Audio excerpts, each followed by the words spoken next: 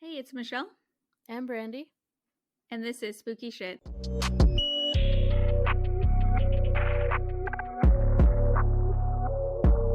So this week we are going to be talking about exonerations. Brandy, you're going to be starting. Yeah, and I'm going to start, and I'm going to talk about Michael Roy Toney. Okay, and I'm going to be talking about Anthony Ray Hinton. Warning. This episode may contain graphic details. Listener discretion is advised. We both have those triple names. Oh, Roy and Ray?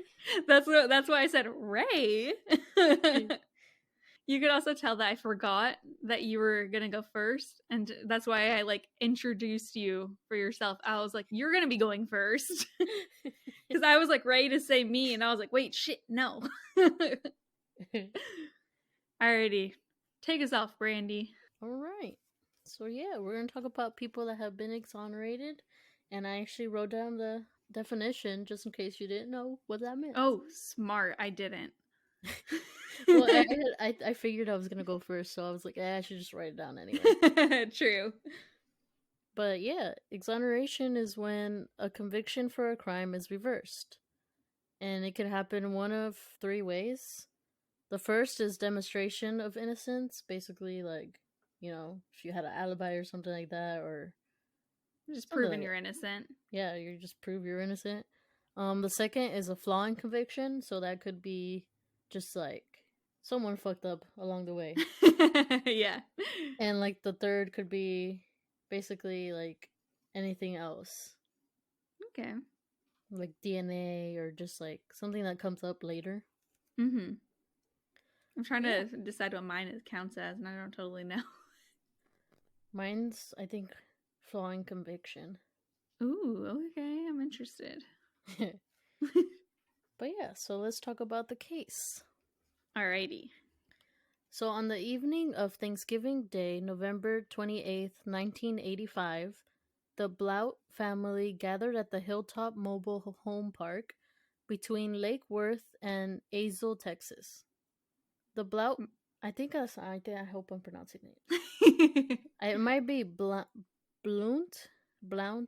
How's it spelled? I'm gonna say Blount. Okay. I think I said Blount. You did say Blount, and I was like, what a weird name. But there's an N in there, so it's probably... Blount? Blount. Last names are always so weird. I think it's Blount. I apologize.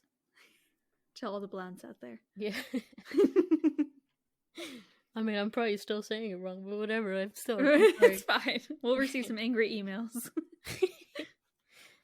So, the Blount family consisted of Joe Blount, who was 44, his wife Susan, their two teenagers, Angela and Robert. Angela was 15 and Robert was 14. Oh. Also there at the gathering was Joe's brother, Carl Ray, and his estranged son, 18-year-old Michael Columbus. Oh, I love that they brought the estranged son to the party. That sounds like something that my dad would do. Yeah. Just drag me along. So yeah, the family ate their Thanksgiving dinner and basically just, chilled. Yeah, not the 18-year-old though, that's for sure. I've been in that situation, you just sit there and sulk. I mean, they're all teenagers though, so I feel like... Oh, you could go complain to the other teens. Yeah. They were probably bonding. True. But yeah, I guess Carl Ray ended up leaving around 5 p.m. and his son stayed. I'm not sure why.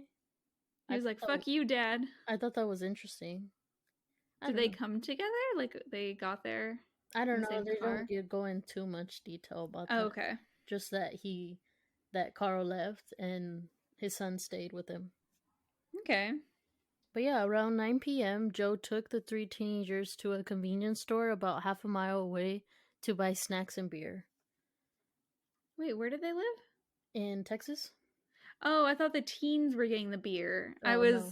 He was buying them beer, and I was like, why? No, I think he was buying beer for himself and then the kids snacks. Okay, that makes more sense. I mean, some parents do that, but... Yeah, true.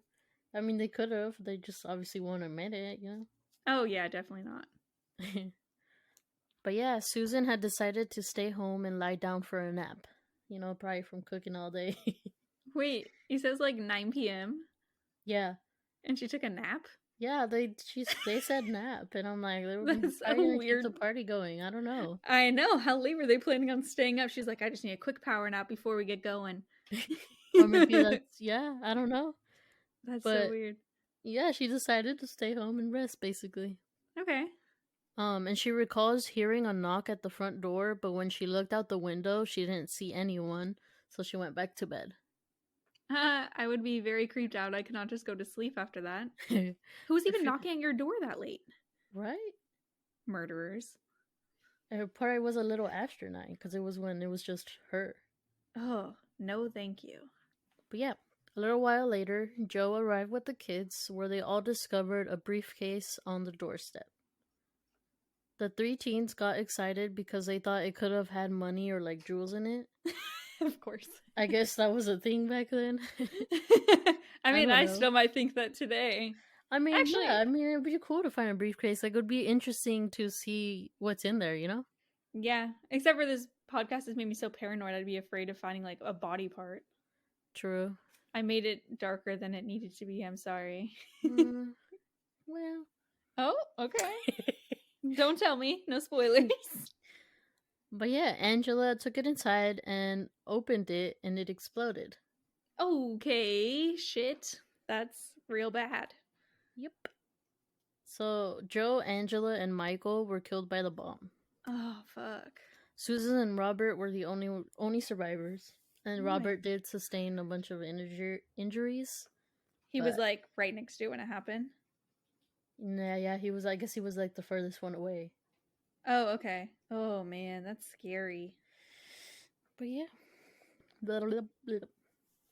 Oh, yeah. But yeah, obviously cops came and all that, and they couldn't really seem to find a motive for why someone would murder them.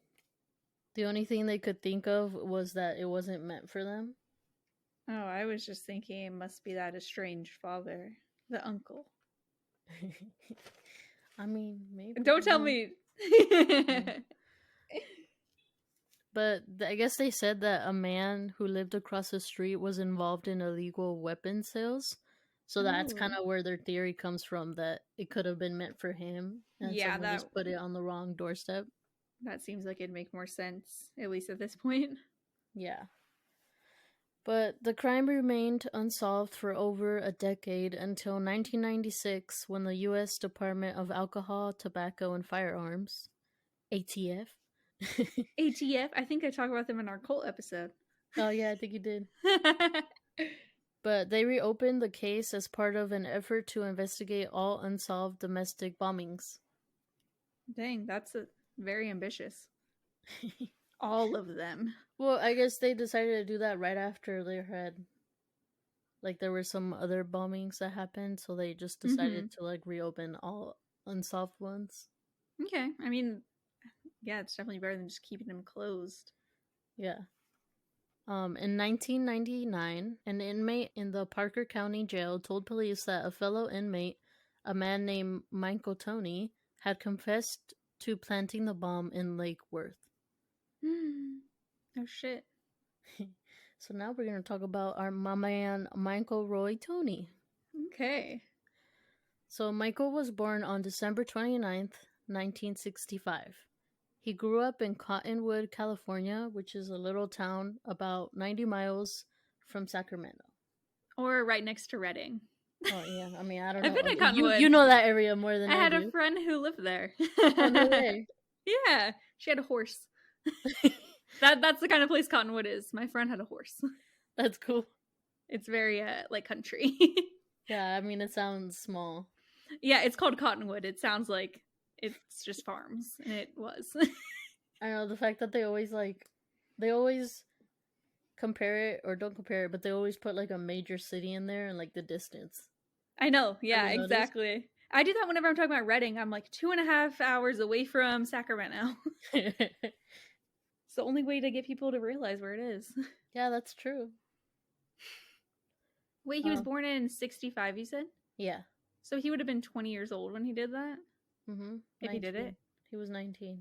Holy shit. That is very young to be bombing random people. Yeah, I don't think he did it, but we'll get there. Yeah, I mean, probably not. We're doing an exoneration episode, but who knows? Maybe his is still up in the air. No. No, it's not. But yeah, his father left his family pretty early in life. I don't know why, but his dad left him and his mom and his brother. Okay. And his mom, she was interesting. Oh, no. She worked in local taverns. Mm-hmm. And I actually like Googled what a tavern was because like I kind of knew what it was, but like I have the actual definition. Oh, I thought it was just like a bar. What's the definition though?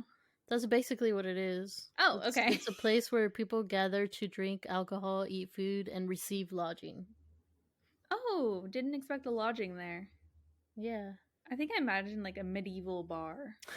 Like in Game of Thrones, they'd go and stay at a tavern. Yeah, this is like my picture too. But yeah, I guess his mom would bring home a number of men who would not only beat her, but also her son. Oh her my son's, gosh. sorry, Yikes. girl. Mm-hmm. But because of this abuse, he would often like just go retreat into a shed and hide. Oh my god, that's So so sad. Jesus. I don't want to get worse. Oh, of course. When he was about 9 or 10 years old, one of his mom's boyfriends strapped him to a chair, duct taped his wrists down, and set his hands on fire. Oh my god. Why? I mean, there's no reason why anyone would do that. Psycho. Holy shit, dude. When he... Oh, what were you gonna say? I was just still in shock by that. Okay, I'll give you more time for what I'm going to say next. I wasn't even really going to say anything. I was just like going, that's... So, alright, what next? When he was 15 years old, another one of his mom's boyfriends attacked him with a fishing gaff and gouged a huge hole in his hip. Dude. And if you don't know what a fishing gaff is, it's basically like a pole with a huge hook on it. Oh my god. Like, it literally looks like a cane. Oh. You know, like the old people use, like a cane, but only it's like the handle would be the bottom and it's a big ass hook. Holy shit. That's terrifying. Yeah. Who's gonna attack a teenager like that? The fuck's wrong with these people? I don't know, man. I don't know. Dang. It's like everyone... Wait, this was still in Cottonwood? Yeah. They're wild in Cottonwood, I guess. Yeah, I know. I was like, I guess every adult man in Cottonwood is fucking psycho bitch. Apparently. But yeah, a little after that happened, he quit school before the 10th grade and left for Texas. Oh, wow. He said, fuck y'all. Yeah, literally. Fuck Cottonwood. I'm getting as far away as I can. But yeah, he ended up settling down in an area near Bedford of Tarrant County in Texas. I don't know where that is. Texas is big. It's fine. Somewhere in there.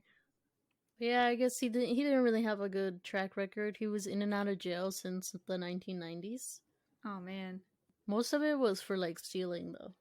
Yeah, none of it was for like, for example, bombing families. Yeah, no bombing, no like assault, none of that. It's literally nothing violent, really. I'm not even gonna try to say the word, but you know the word.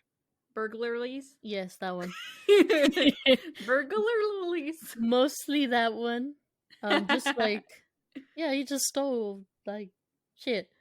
Okay, he didn't like assault people. Not a murderer. Yes. But yeah, in June 1997, Michael was in jail awaiting a hearing for a robbery that happened in 1993. Okay. So that inmate that had ratted on Michael, his name was Charles Jack Ferris. Oh, he would. According to Charles, the two men began talking about the bombing, so naturally Charles ratted him out. That is so stupid. So investigators questioned Michael Toney's ex-wife, Kim Toney. I guess he got married a little, like, right before he got in jail, it sounds like. Okay. But, oh yeah, I wrote that. I have to mention he was only 19 when the crime occurred. Okay, good You already- reminder. yeah, you already figured that out. I feel like there's got to be at least one person who just skips over us talking like that. Yeah, I guess they could. But yeah, in the beginning, I guess she told prosecutors, like, Michael killing people in a bombing? You're nuts. Like, she was like, the fuck? It wasn't until she supposedly did some research on the case that she realized, like, where it happened and what happened, that she was like, sketch.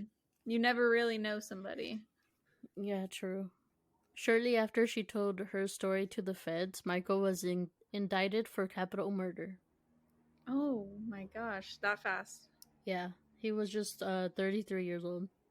That is really young. For reals.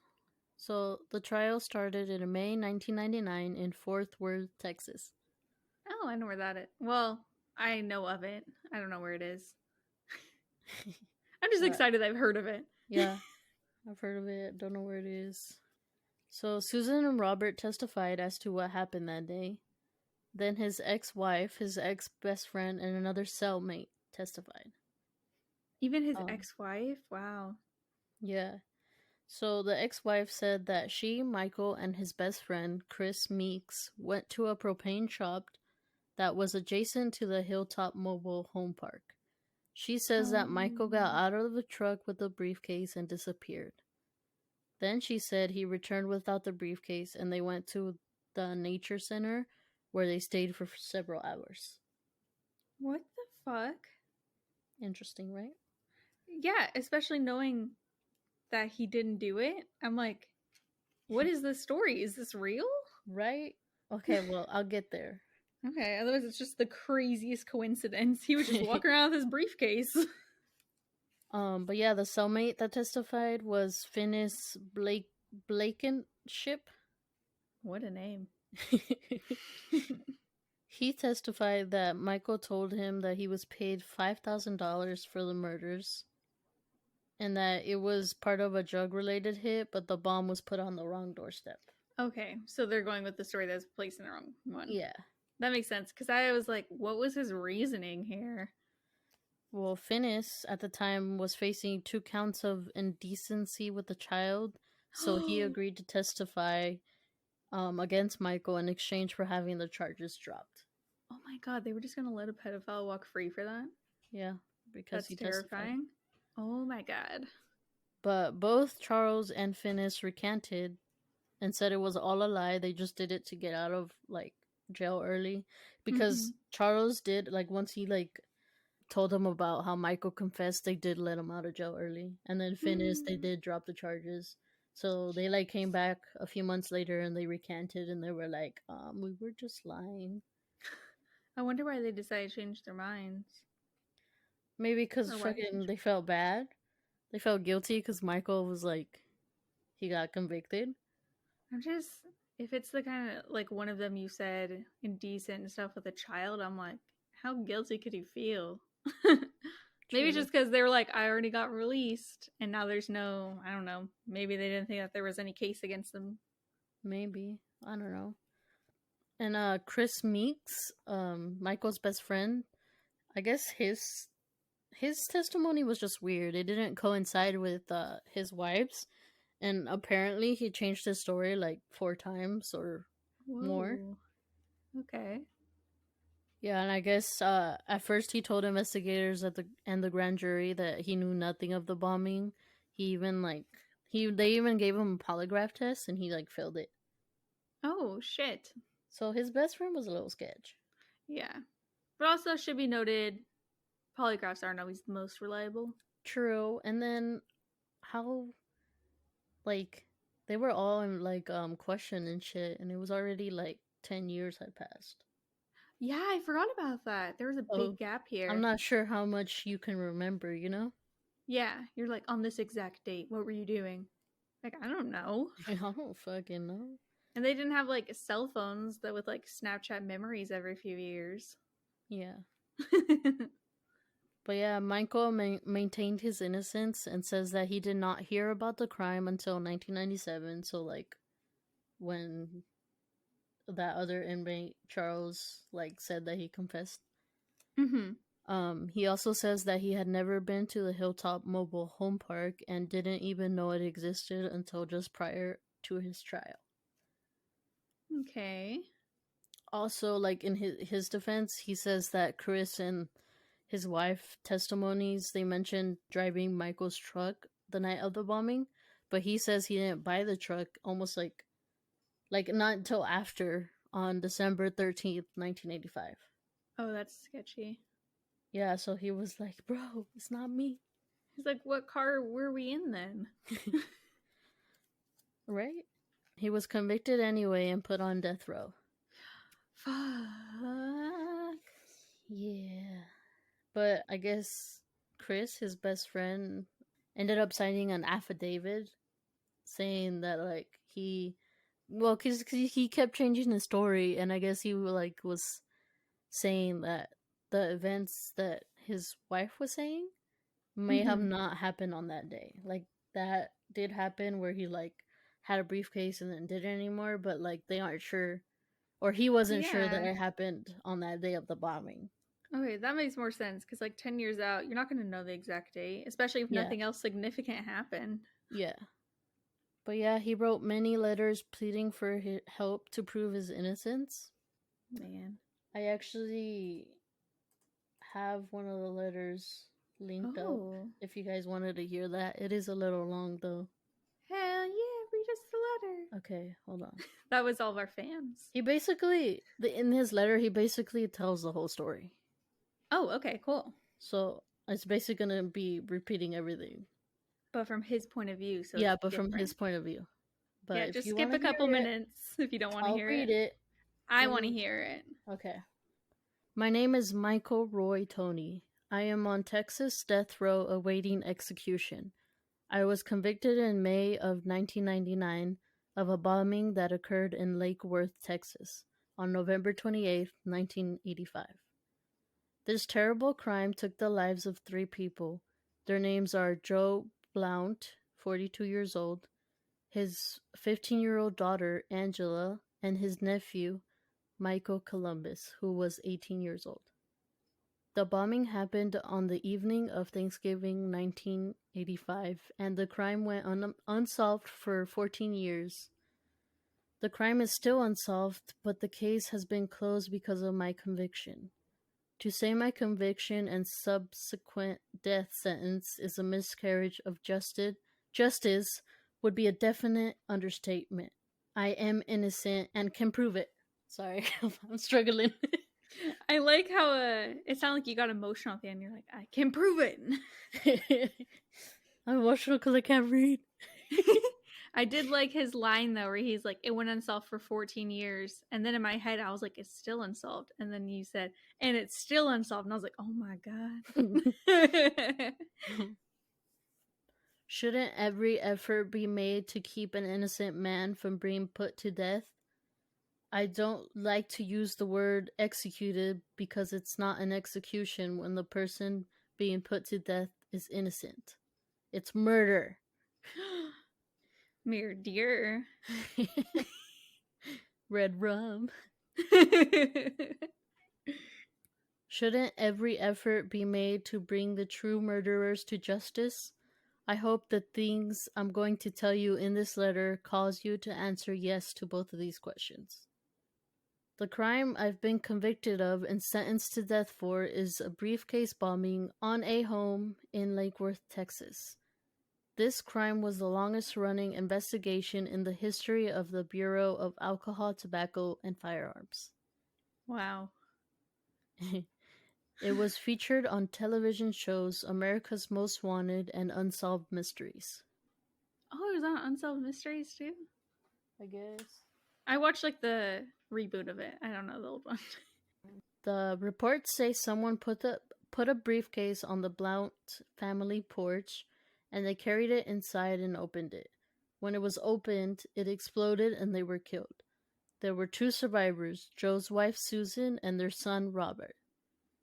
During the long investigation, no motive was determined and no arrests were made, at least not until my indictment and arrest on December 4th, 1997.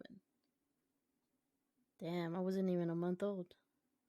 Oh, I was like a few days. dang. And he's just getting sentenced to death. Yeah. During the charade of a trial, no motive was proven. I say charade of a trial because that's exactly what it was. The entire trial was centered on lies. I'll get to that later. There were only theories as to why the bombing happened and no evidence to support any theory. Since the trial, I have received numerous letters from people saying they know I'm innocent because they know who really did the bombing and why it was done. Oh my Yes, I God. have learned who really did the crime and why they did it.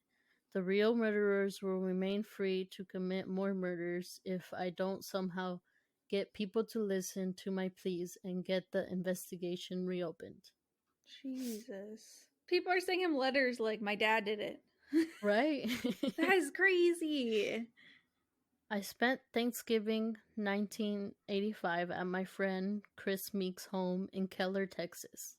Present that day was Chris, his mother, his stepfather, his girlfriend, and I. The evening I received a phone call from my girlfriend Kim, who I later married on March 4th, 1986. We divorced in 1989.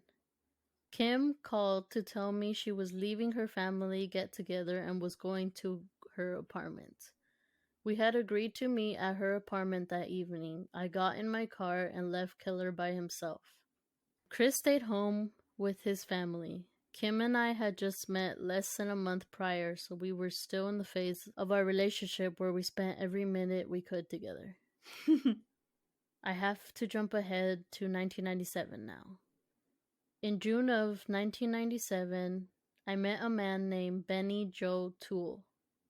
This was actually the second time we had met. We first met in 1990, but we didn't realize that we had talked for a little while. Okay. Benny was telling me about a polygraph test he had just taken regarding the Lake Worth bombing. I believe I asked him what that was about. He said that he and his friend Mikey Huff were suspects in the briefcase bombing in Lake Worth. At this point, I'm all ears because I hadn't heard about any bombing other than the Oklahoma City bombing. Whoa. Mr. Toole later said that he told me about it in 1990 when we first met. To this day, I don't remember him telling me about it prior to June of 1997. Oh my gosh. Toole went on to tell me that someone had dropped a briefcase off on someone's porch in Lake Worth and that it exploded, killing the whole family. He didn't give me any more details. It was all new to me. The following month, I told a man named Charles Ferris everything that Toole had told me. To make a very long story a little shorter, on December 4th, 1997, I was indicted for capital murder of multiple victims in regard to the bombing. When the ATF agent and the Texas investigators served me with the indictment, I told them the exact truth. I told them about what Mr. Toole had told me and that I didn't know anything other than what he told me. At this point, I was in shock and couldn't believe what was happening. I especially couldn't believe that I had been indicted of something another man told me about. It's fucking insane. Yeah. I didn't even know where in Lake Worth the crime happened or that it happened in 1985. They asked me where I was November 28th, 1985. I couldn't remember where I was 12 years prior. Yeah. I wasn't even sure if I was in the state of Texas or if I was still working in Alaska. Jesus. It took me a few days to put things together to get over the shock of being indicted of capital murder and the fact that I was facing the death penalty. That is so scary. I finally realized that I had returned to Texas in October of 1984. I had to find a major event in my memory that happened after I came to Texas and then organize the dates around that. I knew it was around Halloween when I came back to Texas, but I wasn't sure what year it was. I remember the Delta Flight 191 crash at the DFW airport. That stuck in my mind because I was close by when it happened, and it left a serious imprint on my memory. I knew it Scary. happened in the summer because it was really hot and it was my first summer back in Texas. I did a little research and found out that the crash happened on August 5th, 1985, which meant I had come back to Texas in October of 1984. Okay. That made it clear that I was in Texas when the bombing happened. Probably was not very reassuring when he realized that. Yeah. He's like, oh, damn it, I was here. When I told investigators that a man named Toole told me about the bombing, it was obvious that they weren't surprised or angered by that information. What? I think back on it now, and I believe they were surprised by the fact that Toole had been a suspect. I told the investigators I was willing to take a polygraph or whatever it took to prove I didn't know anything about the bombing. A few days later, on Friday evening about 9 p.m., they brought Mr. Toole to jail. When I saw him, I was happy and said, "Yes, I told you I was telling the truth. That's the man that told me about the bombing." Mr. Toole looked at me, shook his head yes, and said, "Yeah, that's him. I told him about it." Wait, so he agreed with his story and said he didn't know about it, basically? Well, I mean, he said that in front of him, but, that's not what happened. Oh my gosh. The following Monday evening, they took me to Dallas to a man named John Lemon's Oh, okay. office. Lemons. Fancy name. Yeah. He was a forensic psychologist and polygraph examiner. When we first got there, I met my attorney and filled out a questionnaire that asked me about my health, what medications I took, and some other personal questions. After that, my attorney and I went into another office and went over the paperwork that had to do with the test. It seemed like this took about 2 hours. Jesus. I know it was getting pretty late. We waited for them to prepare the test. I told you this letter was really long. It's okay. Finally, they came and took me into another office where the polygraph machine was.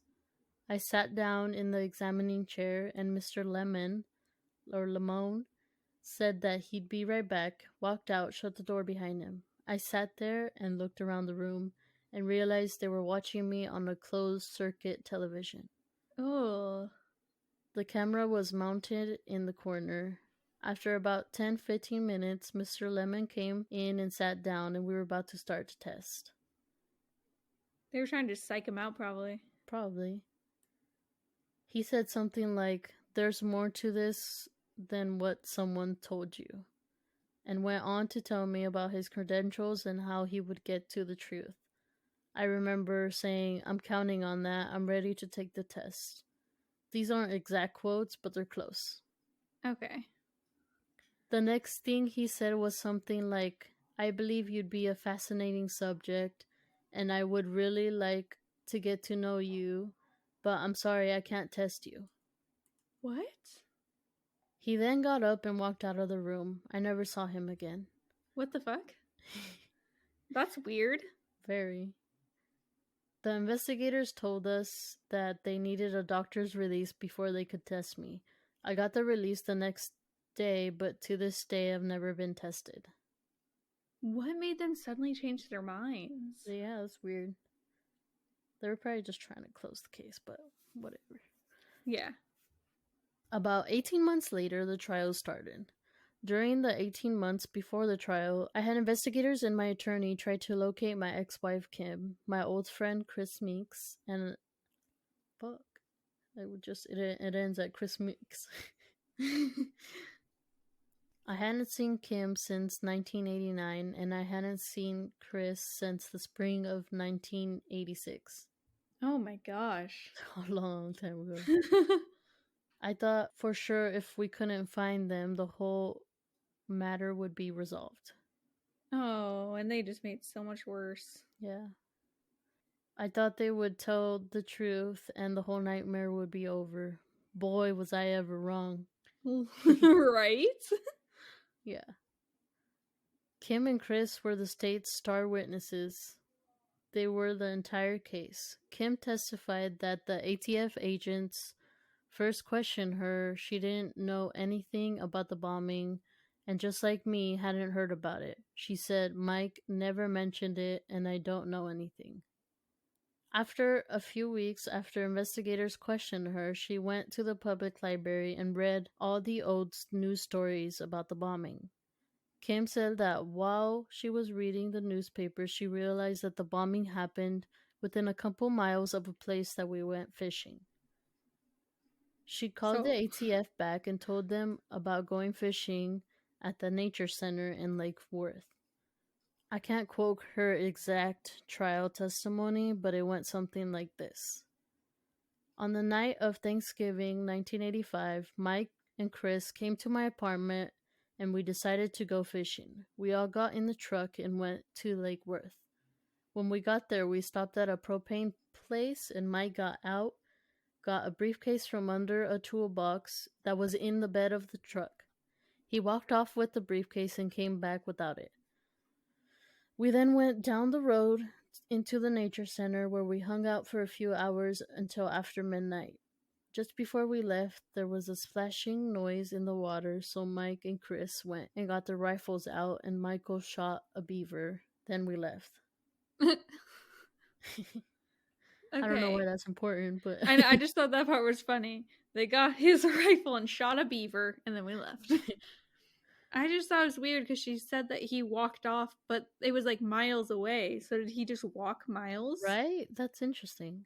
That doesn't even make sense unless... No, because even if it was in the middle, because you just said down the road, or he said down the road, and yeah, that sounds like couldn't have been within walking distance unless he was walking for a while. Yeah, it doesn't make sense. And he was 19. I really don't see a 19-year-old like doing something like that. Yeah, especially just, like someone that they didn't know. That's weird. Yeah. I like this layer though because we get to hear it all from his perspective. Yeah, it's cool. Under cross-examinations, she said that she didn't hear any sirens, see any emergency vehicles, or hear an explosion. Nor did she ever see a bomb. Why didn't she hear an explosion or hear sirens, etc.? I'll tell you exactly why not. Number 1, we didn't go fishing on Thanksgiving. Number 2, we didn't even leave her apartment on the night of Thanksgiving. What else is wrong with her testimony? 1, I didn't have the truck on November 28, 1985. I didn't get it until December. 2, according to the National Weather Service, November 28, 1985 was the coldest day of November. The high was 42 degrees and the low was 31 degrees with winds up to 15 miles per hour. Not prime fishing weather. Yeah, exactly.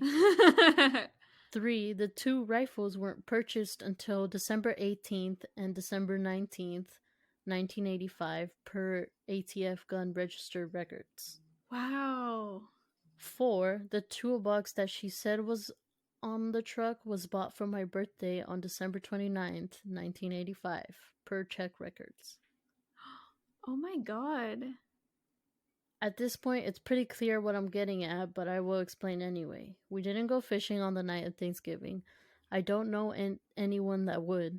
It's not even possible for things to happen the way Kim said. We couldn't go to the lake in the truck that didn't exist at that time.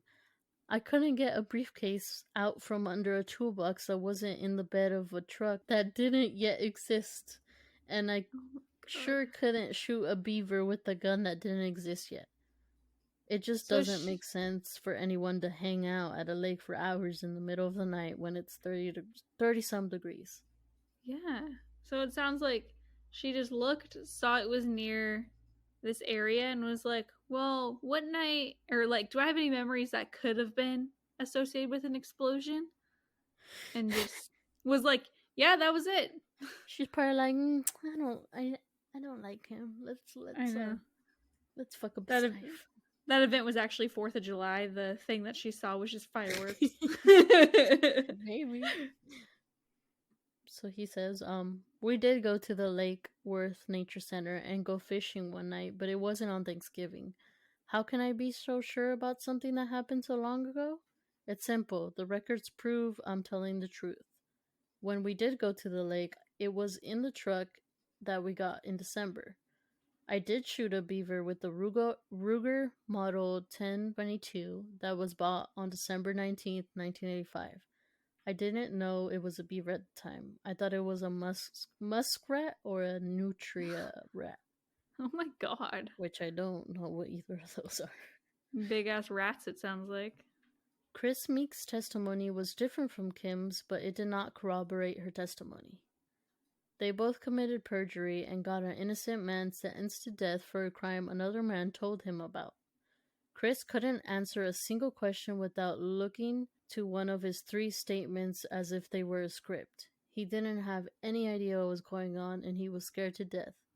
Somehow he was forced to testify falsely. By whom, I'm not positive, but I have a good idea. Oh my god. I was convicted of a crime another man told me about. I was convicted solely by the lies of 2 people. Perjured testimony got me sentenced to death. If you're like most people, you're thinking, why would someone voluntarily lie and get an innocent man sentenced to death? This is where I have to speculate on a few things. I have a few different theories, but one of them seems to prove more correct than others. I think Kim talked to her boyfriend after the ATF interview, and they went together to the library. I think that they may have gone to the scene of the crime and put a story together.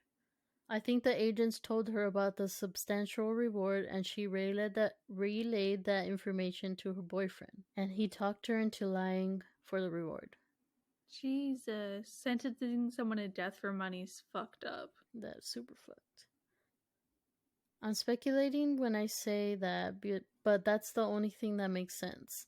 Some of the things she said were absolute lies. Absolute. Sorry for the accent that came out. Suddenly English. That was super unintentional. And it was in England all along. For instance, the briefcase. I didn't own a briefcase until 1988 or 1989, and everything she said about stopping at a propane place is a complete lie. I've How does never he know in my life that? been to a place where this crime happened. I didn't even find out exactly where it happened until just before my trial, which really confuses me why Chris Meeks lied. I don't understand that at all. The only explanation is that he went along with whatever the investigator said. The only way I can see that happening is if he was somehow threatened. Yeah. Because if they used to be friends and it doesn't seem like nothing, like there's no bad blood, why lie? Yeah, I mean, and the fact that he just kept changing up his stories, maybe it's like he didn't know which story he was supposed to tell. I know. He's like, which one makes you happier? After the trial and after I was sentenced to death, Kim brought my 12-year-old. Oh my god, he has a kid? I didn't know that. I didn't see that in my research. So they had a child. They had a child. They had a 12-year-old daughter. Wow. It was a very intense emotional experience for me because I hadn't seen her in 10 years. I had tried everything to see her but couldn't ever find her.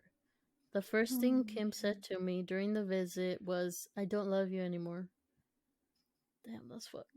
Yeah, but also, duh, you're divorced. He wasn't like, Kim, do you still love me? Yeah. Like, no one asked.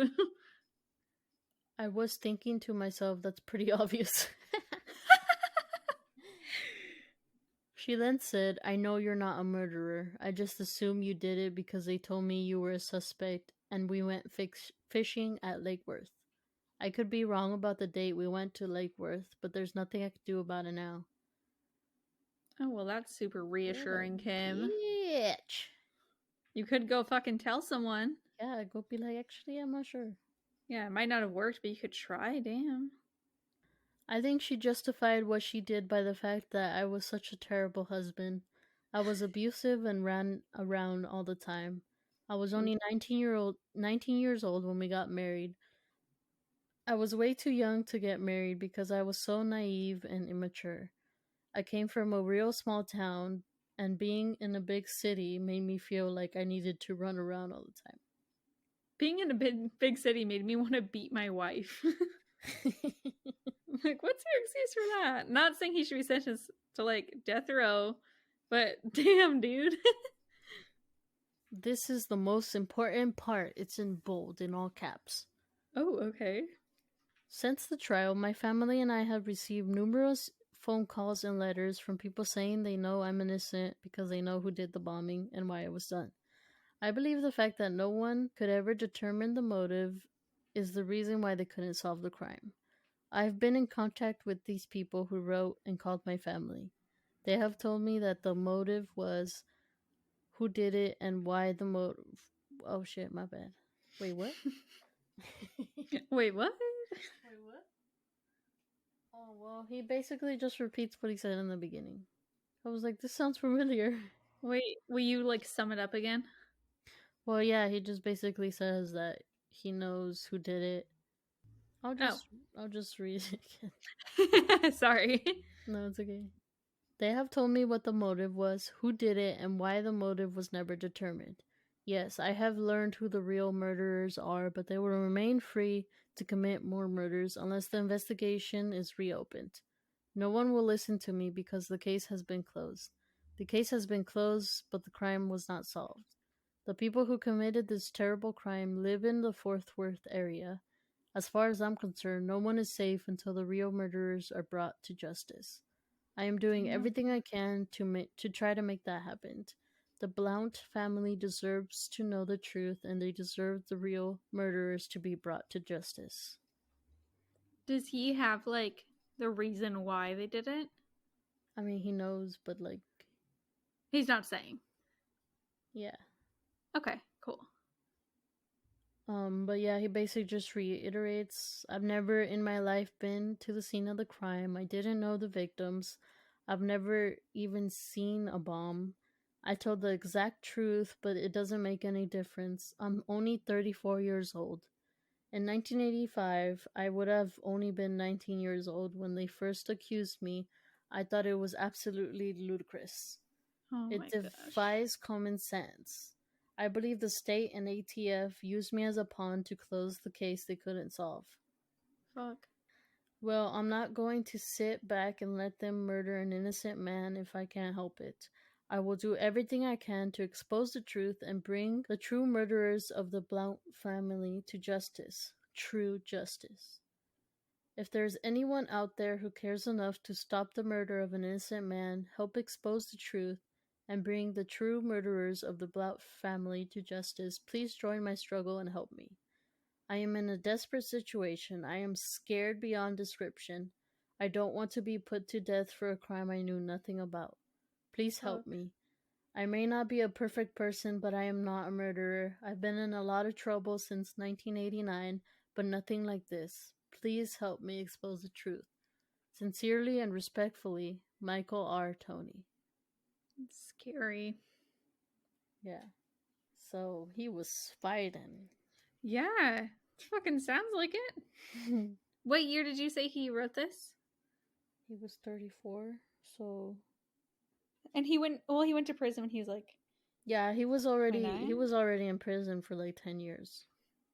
Jeez, I think it was right before he got released, so like 2008, 2009.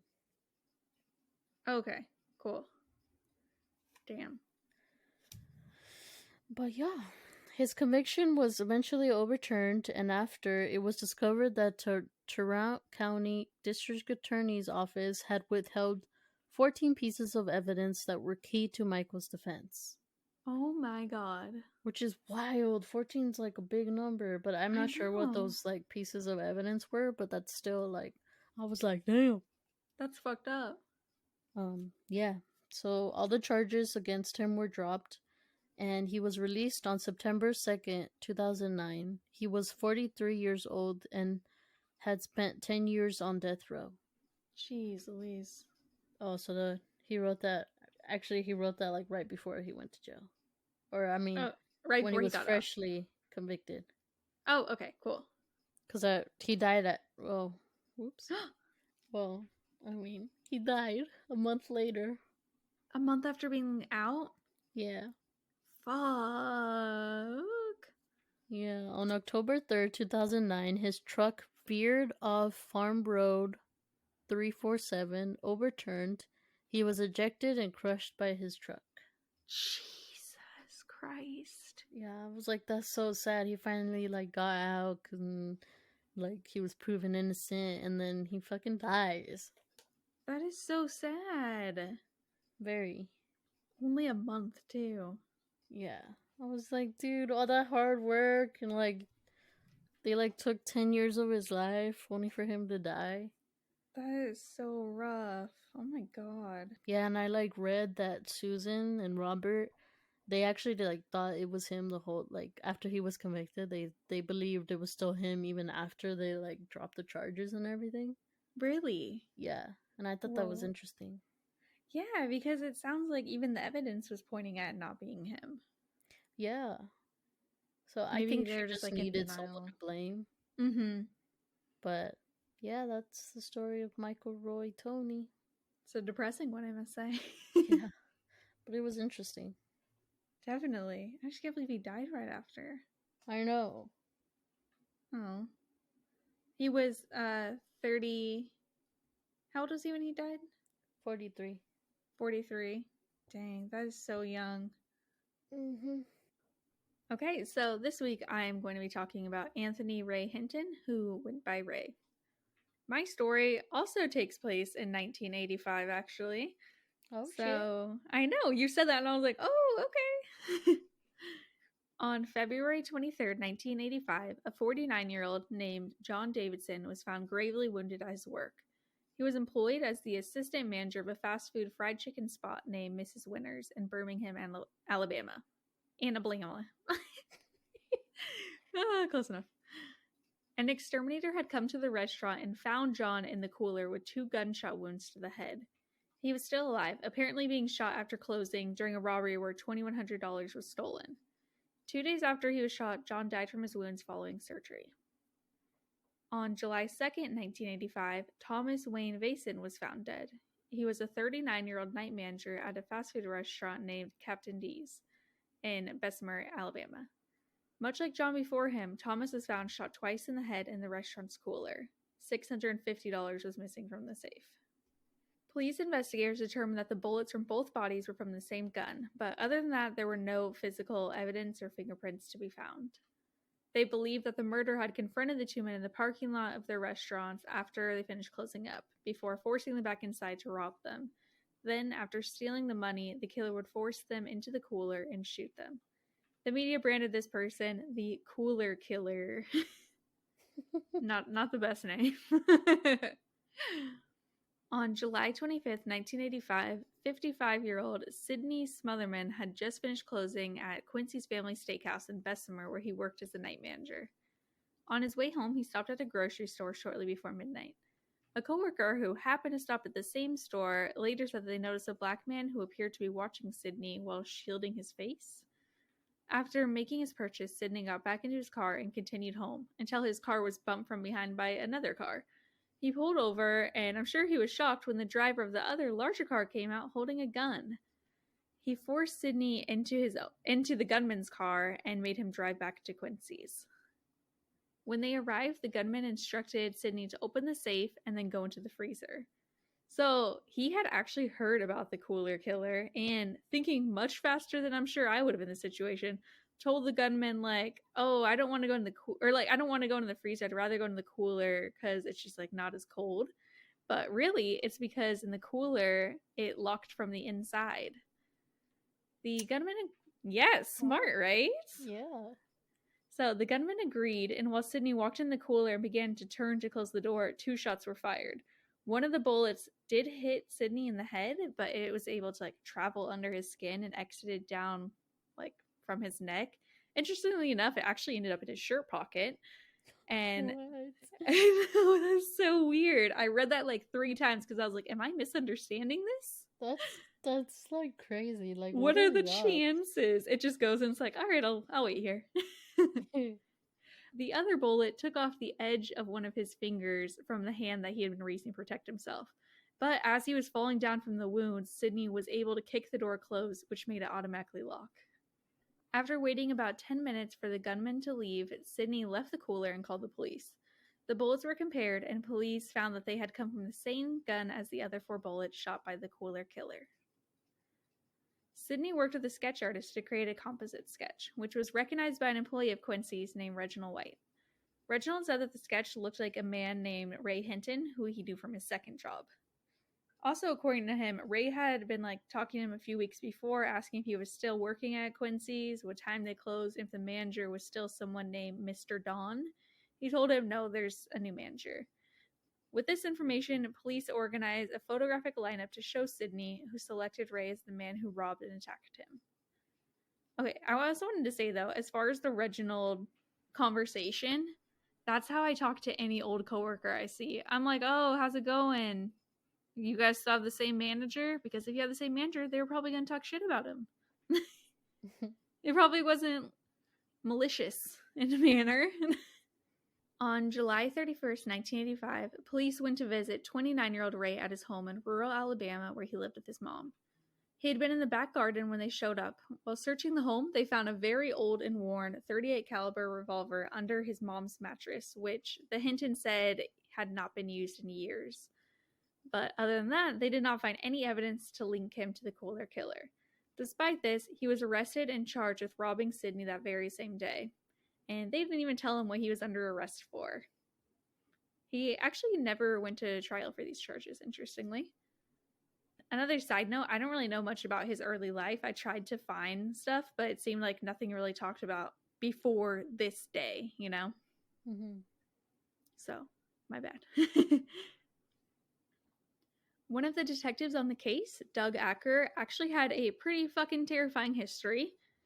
3 years before Ray's arrest, he had been on trial for allegedly torturing black inmates with electric cattle prods and beatings to get confessions out of them. What the fuck? Mm-hmm. And of course, he was acquitted by an all-white jury. And I don't think I said Ray is black. So Ray said at one point, Acker had brought him a blank piece of paper and asked him to sign it, saying it was to confirm that he had been read his rights. Ray said, I wasn't a fool. There was no way I was going to sign a blank piece of paper. I looked up at the men around me. They looked happy, excited, maybe even a little jumpy, like you do when you have a big secret you're just dying to tell. In that moment, I felt the first real twinge of fear. Thankfully, he did not sign whatever the fuck that was about. It was probably I don't know, this dude sounds fucked up. It was probably he was going to put it on a false confession or some shit. Probably. That's what I would think. Yeah, right? I'd be like, I am not signing anything you show me. A detective, not sure if it's the same one or not, told Ray that a conviction was inevitable. He said, quote, Number 1, you're black. Number 2, a white man is going to say you shot him. Number 3, you're going to have a white prosecutor. Number 4, you're going to have a white judge. And number 5, you're going to have an all-white jury. The gun... Yeah. It's not wrong, though. Oh, yeah, no, especially in Alabama. I actually talk more about statistics about, death row and stuff at the end. Just wait, it's awful. Really, really awful. The gun found under Ray's mom's mattress was taken to the Alabama Department of Forensic Sciences, where it was test-fired, and the results showed that all 6 bullets from the previous crimes were fired by this gun. After this finding, Ray was arrested and charged with capital murder for the deaths of John and Thomas. He went to trial in September of 1986. A little before trial, Ray took a lie detector test after being told by the state prosecutor, Bob McGregor, that no matter what it said, they would show it in court. Ray passed. The prosecutor blocked it from being used. Just went back on his word real quick. Also, at one point, this motherfucker even said, even if we didn't get the right one, at least we got one off the street. Very obviously referring to Ray being a black man. Mm-hmm. I was going to say Alabama, right? And I was like, this is probably every state has people like this. Mm-hmm. During the trial, the state side had Sidney identify Ray as a shooter, the coworker who saw Sidney being watched identify Ray as the man he saw, and Reginald testified about his conversation regarding Quincy's with Ray. But even they admitted that the only significant evidence they had was a firearm expert who testified that the bullets were matched with the gun that belonged to Ray's mom. There were no fingerprint or eyewitness testimonies to the actual crime. And the gun wasn't his either. Like I just said, it belonged to his mom.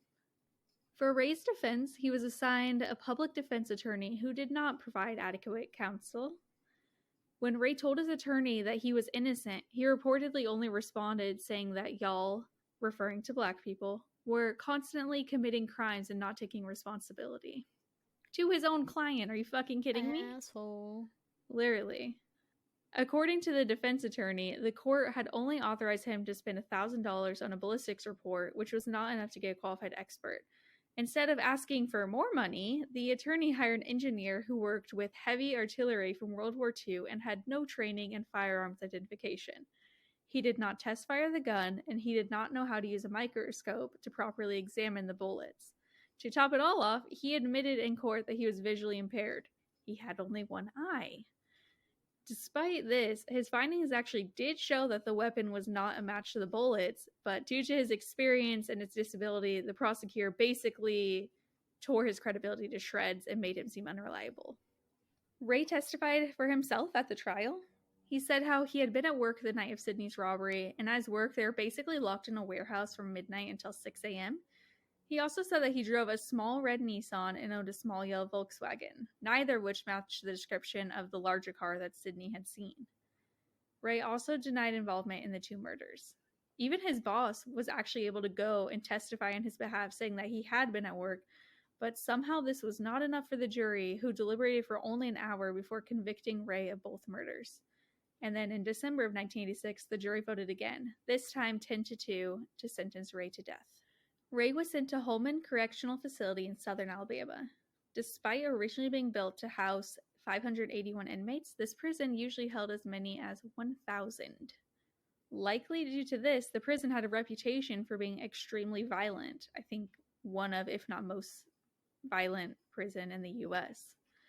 Some inmates reportedly called it the slaughterhouse because stabbings were so frequent here.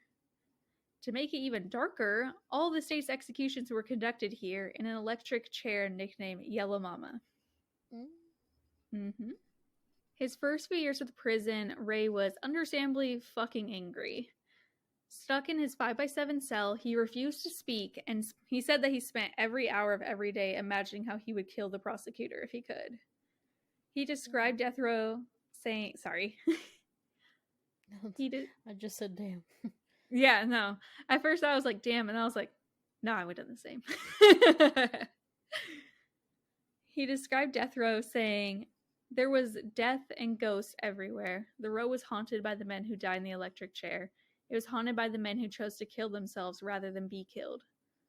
And one of the only things keeping him alive was his mother's unwavering support and belief in his innocence, and monthly visits from his friend Lester Bailey, who never missed a visit in all of the years that Ray was imprisoned.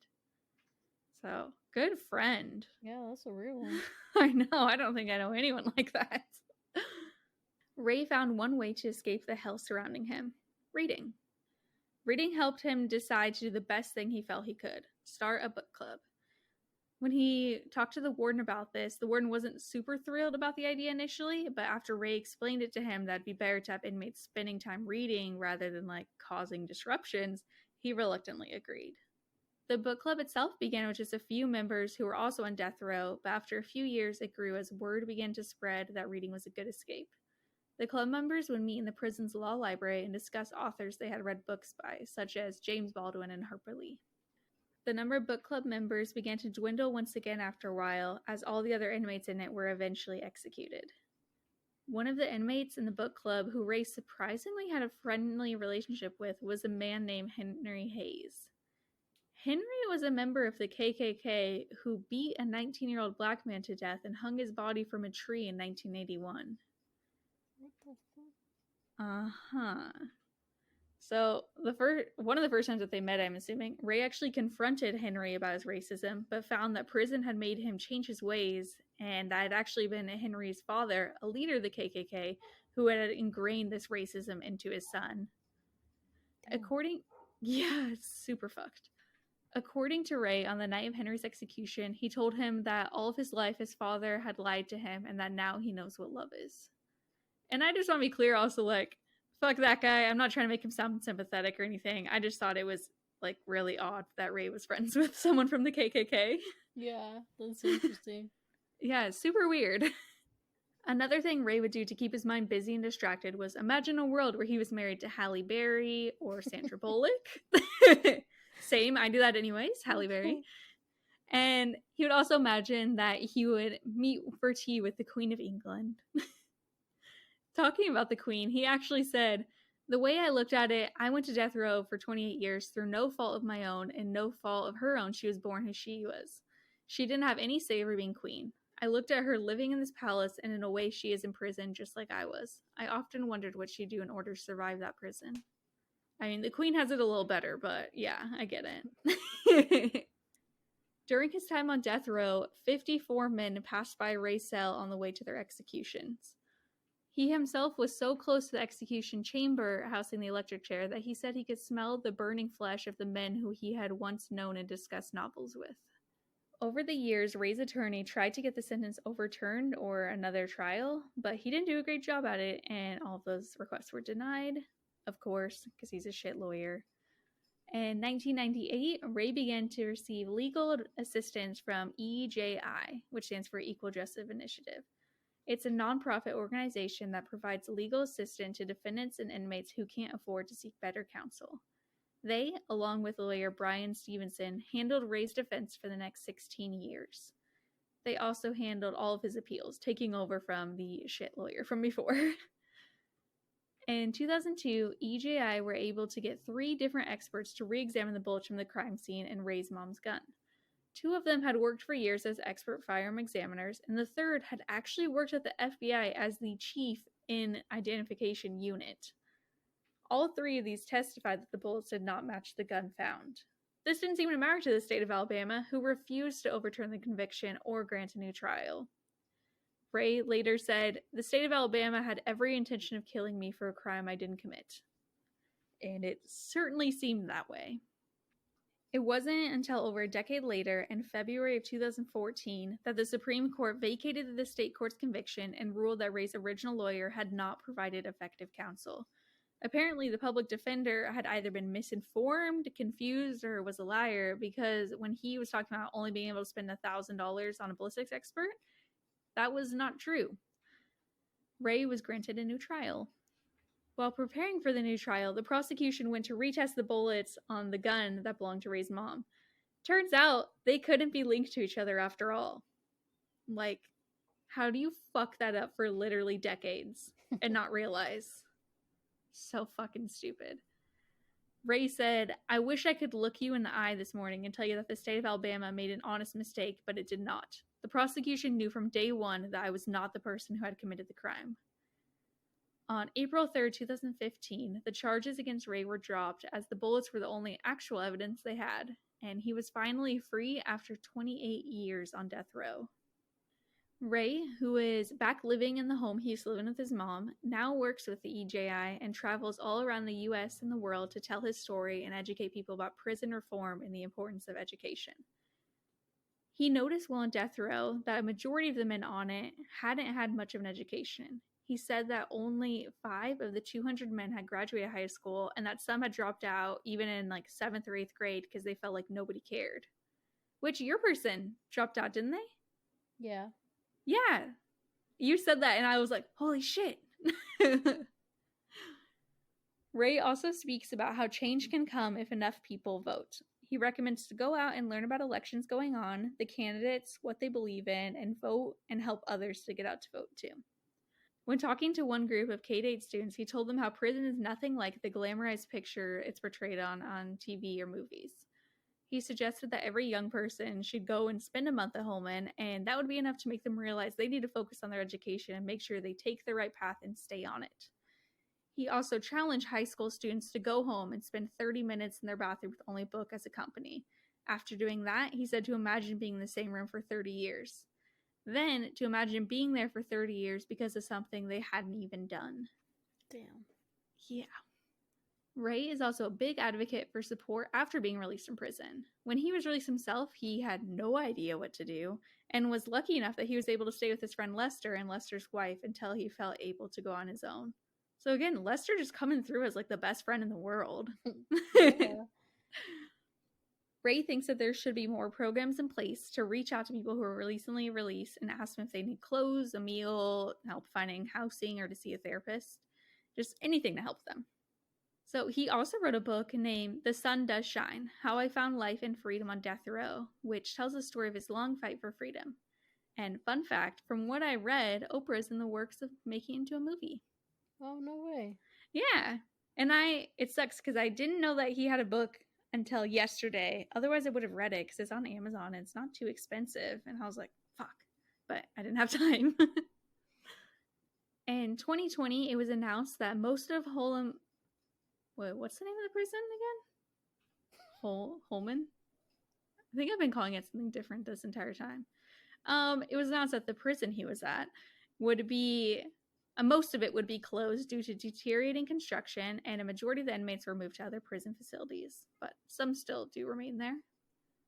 Attempts to receive compensation for Ray's wrongful imprisonment have still not been approved, as state authorities say that he didn't technically prove his innocence, and he still has not received an apology either. So, fuck those guys. Bitches. Because of this, Ray still lives in fear that someday this could happen to him again. And now when he leaves his home, he makes sure to have a paper trail.